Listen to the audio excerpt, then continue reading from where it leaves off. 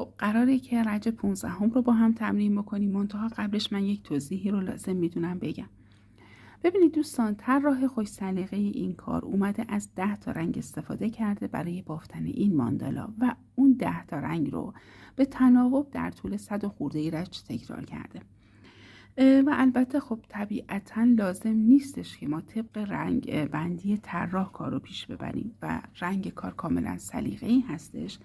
اما برای اینکه این ماندالا قشنگ در بیاد دوستان، یک رج‌هایی باید با هم همرنگ باشن.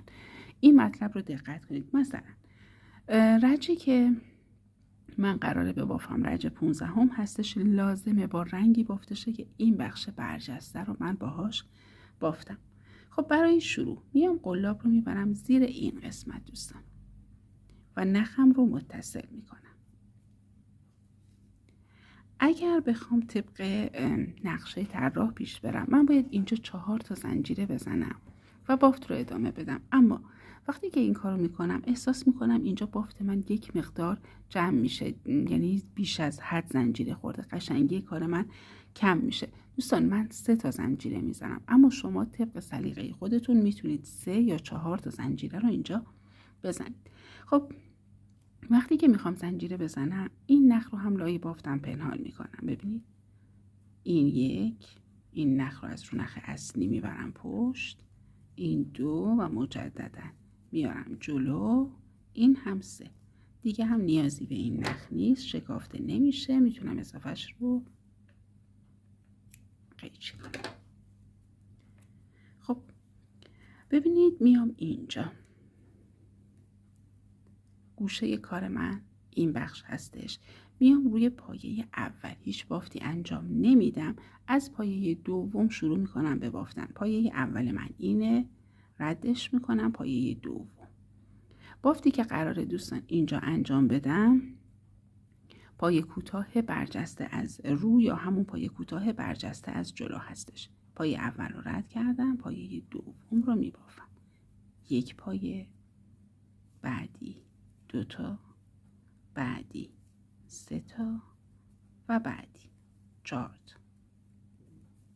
خب حالا باید پایه دوبل ببافم، اما به کجا متصلش بکنم؟ ببینید من میام چند رج پایین تر رو در نظر میگیرم. پشت این بافت برجسته ببینید تعداد پایه های من اینجا هم با رنگ سبز بافته شده دوستان 18 تا هستش. اجازه بدید نشون بدم.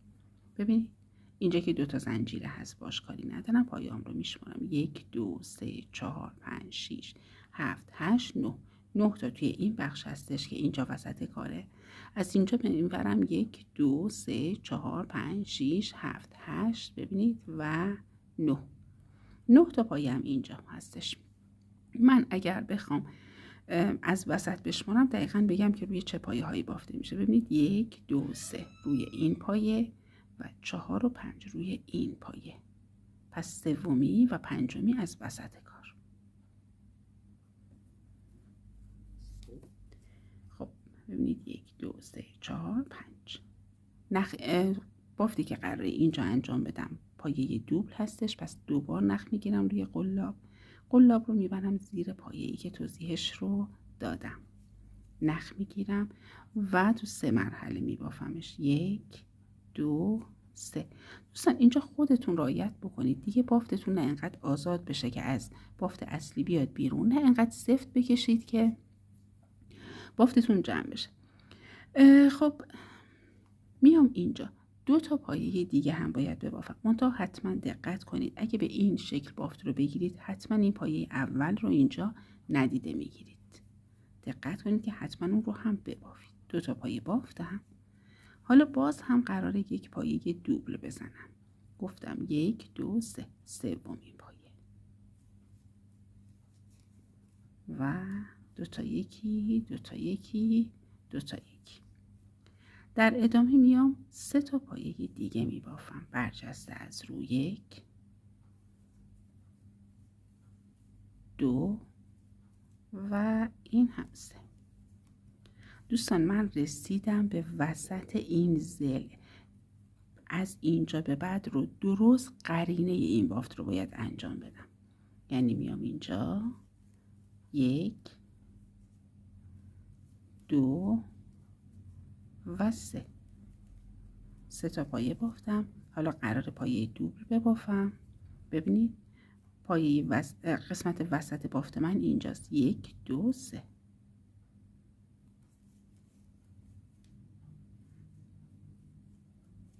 و 2 تا پایه کوتاه برجسته، 1 پایه دوبل طبق توضیحی که دادم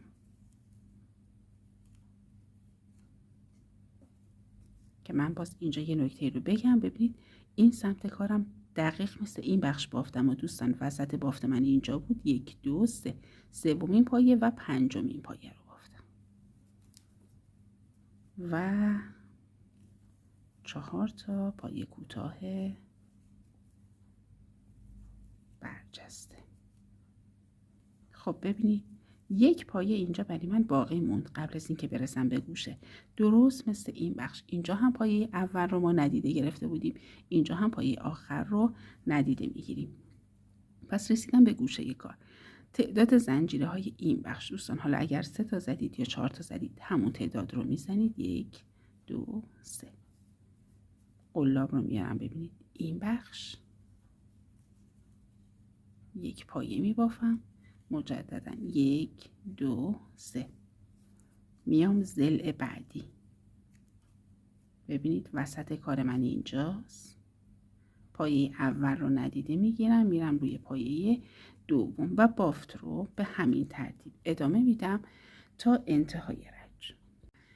خب من رسیدم به انتهای رج 15. ببینید تا این بخش کارو که بافتم اون 3 تا زنجیرم رو میزنم، میام اینجا متصلش میکنم به ابتدای بافت و خب نخ رو سفت میکنم و میبرم. اما برای رج 16 دوستان رج 16 یک پارچه نیستش، از 4 تا بخش تشکیل شده. توی 4 گوشه کار من باید این بافت رو انجام بدم.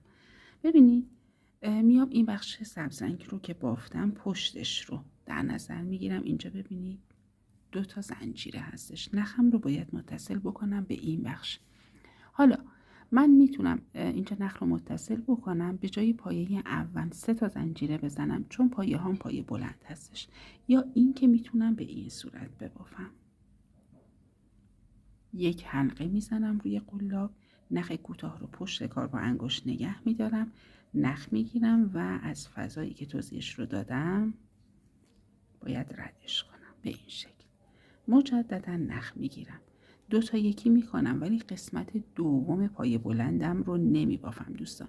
مجددا نخ میگیرم، وارد این فضا میشم و 2 تا یکی میکنم، پایه بلندم رو نیمه می بافم. برای بار سوم، برای بار 4 و برای بار 5.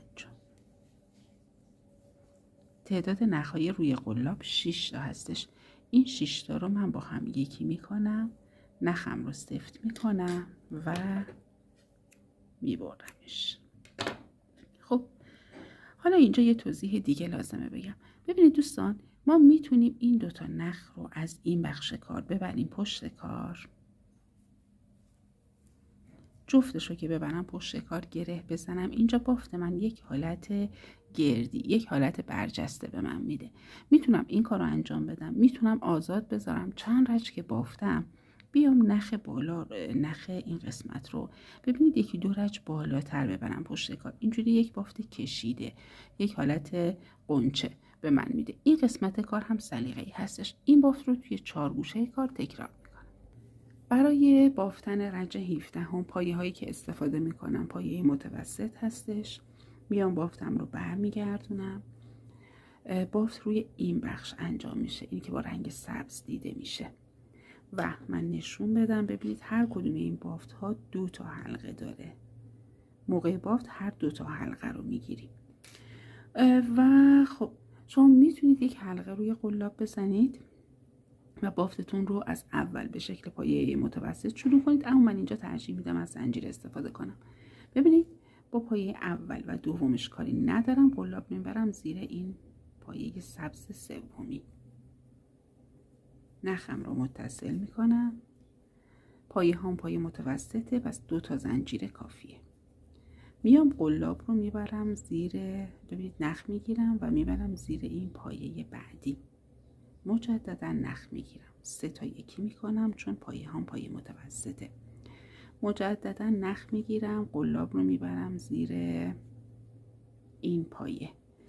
اگر مثل من سفت ببافید قطعا اینجا یک مقدار بافت شما رو اذیت خواهد کرد، خیلی راحت نیستش بافتن این بخش. خب میبرم زیرش و به همین ترتیب بافت من انجام میشه. اینجا من 14 تا پایه رو میبافم، میام توضیحش رو میدم. دوستان من 14 تا پایه بافتم، اجازه بدید نشونتون بدم.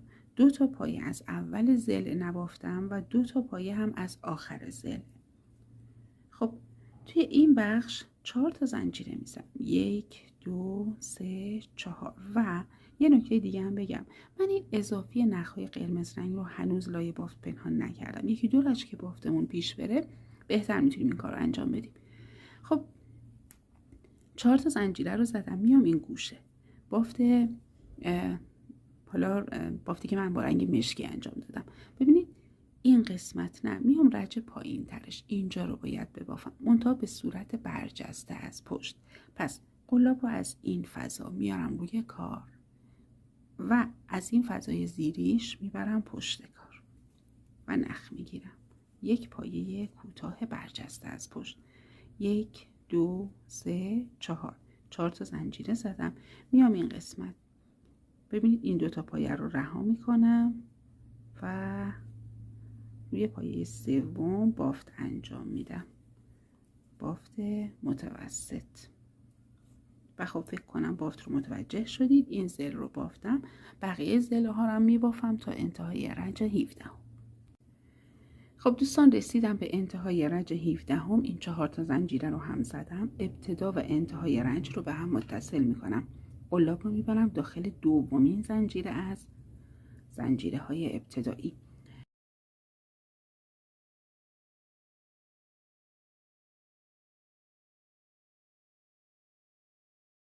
دوستان قبل از اینکه رنج 18 رو با هم تمرین بکنیم لازم هستش که من یک مطلبی رو توضیح بدم، بعد بریم سراغ بافت.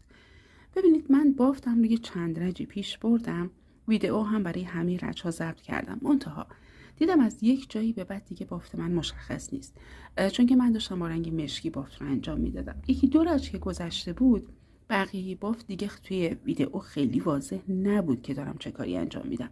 به خاطر همین اومدم سریع موتیف دیگه ای بافتم و قرار هستش که روی این کار این لبه بافت رو توضیح بدم. این رو گفتم که برای دوستان سوال نشه که چرا فرضاً ببینید من این رنج رو نبافتم روی این کار یا این رنج رو نبافتم روی این کار. اینو بافتم فقط برای توضیح دادن. و خب قرار رنج 18 هم رو ببافیم. یه نکته دیگه و اون این که چون من قرار هستش که این بخش رو هم با همین رنگ قبلی ببافم، میتونم از همینجا نخ رو کات نکنم و بافتم رو انجام بدم با همین رنگ. اما کار من بهتر میشه، تمیزتر میشه اگر نخ رو کات بکنم مجددا وصل بکنم که من این کار رو انجام دادم. خب ابتدای رنج 18 هم میام یکی از این گوشه های کارم رو انتخاب میکنم، از همین پایه اول باید نخ رو متصل بکنم، منتها چون پایه هم برجسته از پشت هستش قلاب رو به این شکل دور پایه اول میبرم، نخ میگیرم، اتصال رو انجام میدم. پایه هم پایه متوسط هستش، پس به جای پایه اول 2 تا زنجیر کافیه. میام رو پایه بعدی همین بافت رو انجام میدم، پایه متوسط، و روی پایه بعدی هم عین این بافت رو من انجام میدم.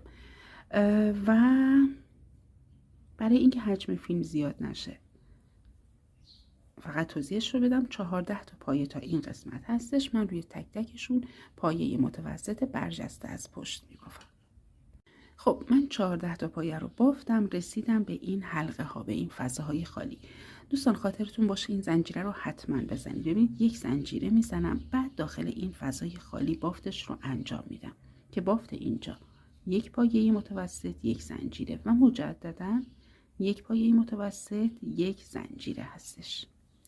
میام حلقه بعدی عین این بافت، یک پایه متوسط، یک زنجیره، یک پایه متوسط، یک زنجیره و بعدش دوباره میام این 14 تا پایه رو برجسته از پشت میبافم، اونم با پایه متوسط. فقط من باز هم این نکته رو تأکید دارم که دوستان ما اینجا 5 تا زنجیره زدیم و ببینید یک بار قبل از اینکه این بافت رو انجام بدم بعد یک پایه زدم، یه زنجیره، باز هم یک پایه، یک زنجیره، این شد سومین زنجیره، اینجا چهارمین زنجیره و اینجا پنجمین زنجیره. این رو یادتون باشه. بافت رو انجام میدم تا انتهای رنج. دوستان من انتهای رنج 18 هم هستم. ابتدا و انتهای رنج رو به هم دیگه متصل میکنم با یه بست و باز هم نخم رو کات میکنم با اینکه میخوام با همین رنگ ادامه بدم. شما در صورت تمایل میتونید نخ رو کات نکنید.